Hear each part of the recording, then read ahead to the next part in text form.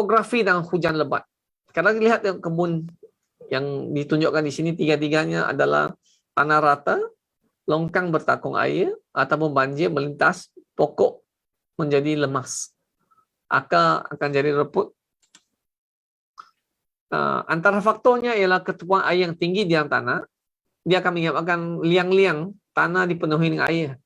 Bila liang-liang tanah ini dipenuhi air, kekurangan oksigen berlaku. Dan ini akan menyebabkan akar reput berlaku. Jadi bila akar sudah reput, zat tidak diserap, pokok menjadi lemah. Itulah antara punca yang akan menyebabkan kanker buah berlaku. Jadi selepas musim durian, banyak soalan yang orang tanya saya, jadi saya boleh jawab di sini juga lah. Selepas musim durian biasanya pokok kita mudah diserang kanker.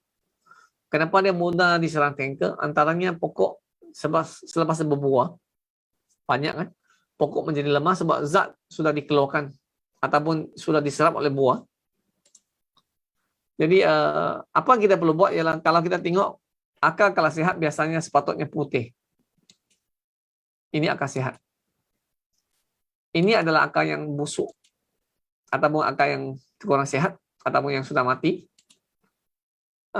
Kalau berlakunya kita tengok ada tempat yang sudah diserang kanker, contoh di pangkal pokok durian, kalau boleh kita kikis tempat itu dan disapu dengan abado, antara satu daripada juga racun yang kita boleh pakai. Di samping lain-lain seperti yang kita boleh pakai juga, contoh yang seperti metalasil, P400, phosphorus acid. Jadi ini antara satu pilihan juga.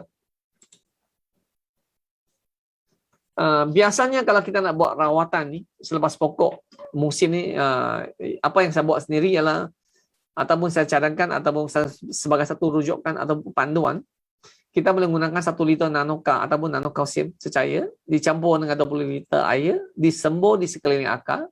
Tujuannya untuk kita untuk merawat keasidan tanah supaya akar baru lebih mudah tumbuh.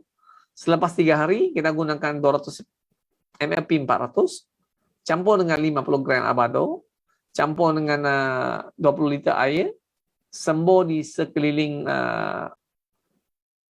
akar durian, dan ulangi setiap bulan sehingga pokok sembuh. Biasanya dia memerlukan 2 atau 3 bulan untuk merawat pokok ni supaya dia sembuh. Kalau boleh kita rawat secepat mungkin. Dan sebenarnya kita tahu kanker juga boleh menyerang batang pokok dan akhirnya akan menyebabkan kematian pokok.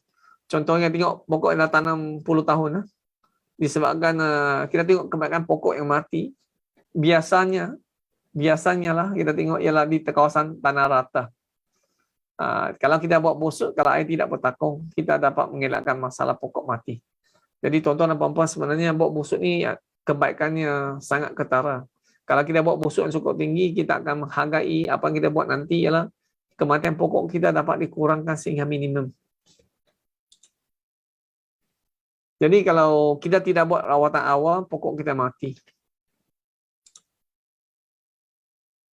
Dan kanker sebenarnya boleh menyerang di akar, pangkal pokok, batang pokok dan buah durian. Jadi